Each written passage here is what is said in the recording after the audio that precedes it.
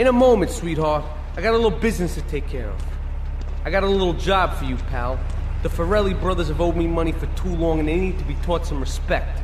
Lips Forelli is stuffing his fat face in the St. Mark's Bistro, so steal his car and take it to 8 Ball's bomb shop up in Harwood. You know 8 Ball, right?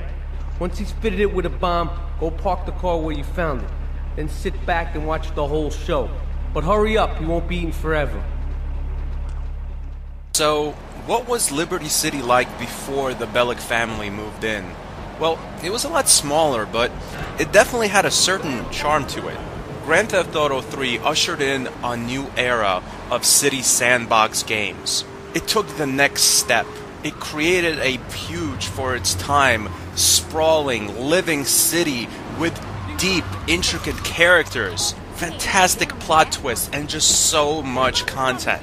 There's so many different cars, weapons, missions, and places to go. Compared to even San Andreas, it's not even close to being as big. But there's no reason it should be. I mean, this is the jump-off point for 3D Grand Theft Auto games.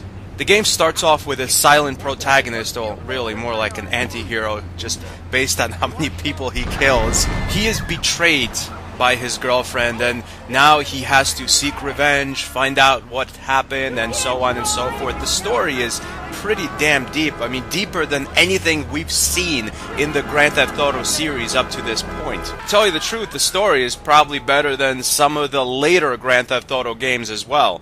Like, a part of this game is controlled by the Triads and the Italian Mafia, and they're constantly going to war with each other, which is, of course, a completely ridiculous concept. I mean, for any kind of Oriental organized crime to even rival the Italian mob, they would need to have their talons in the city. I mean, the Italian mob has been around forever. I mean, the Italian mob has been around while major cities were being built. They have connections in government and banks everywhere. For someone to just come in like 10, 20 years ago, even if they have a lot of manpower and weapons, they can't even come close to rivaling a criminal institution that's been basically part of the city, that's lived and grown with the city. But of course, this is a fictional world. It doesn't have to make sense. In fact, it's a very stylized world. You don't feel bad about the people you killed. You know it's a game. It's just here to have some fun.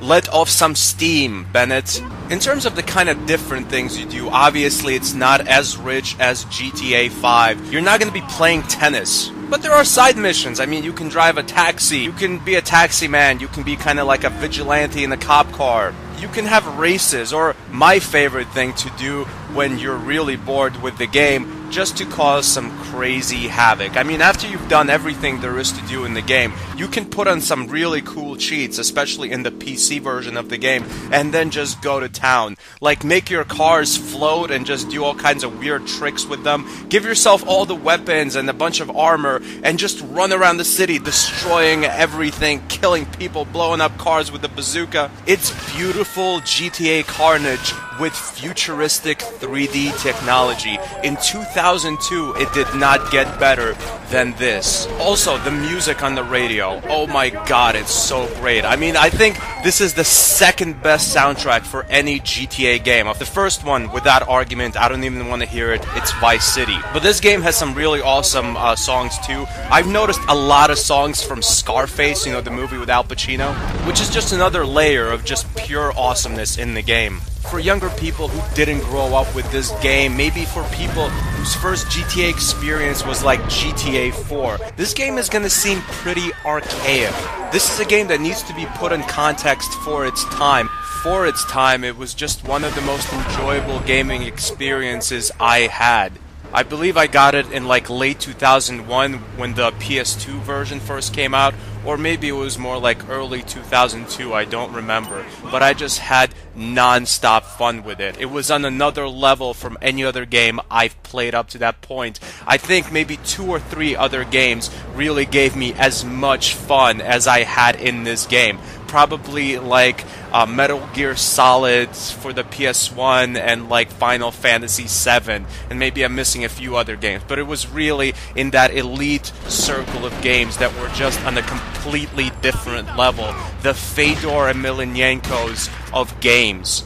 Grand Theft Auto 3 is, simply put, just a living classic, and you're doing yourself a disservice if you've never played it. It gets an official Stan Birdman rating of a near-perfect 9.7 out of 10. Thanks for watching.